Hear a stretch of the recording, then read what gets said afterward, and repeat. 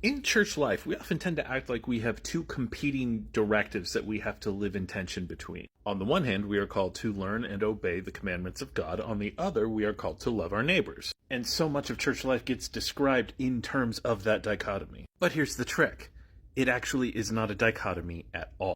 But Dan, how can this be? We know that Jesus says to love one another, but we are also given all this law that we must obey. So which one do we do? You do both. Both Jesus in the Gospel and Paul in the Epistle to the Romans make this almost identical point, that the law of the Lord can be defined, can be summarized as love the Lord your God with all of your heart, soul, mind, and strength, and love your neighbor as yourself. Those two rules of thumb are not just the most important commandments, they summarize all of the other ones. And what all this means is when someone talks about following the law in such a way that they act like it is a reason why they cannot love someone else, you can tell them with full confidence that they are misunderstanding the law. The law of the Lord is love.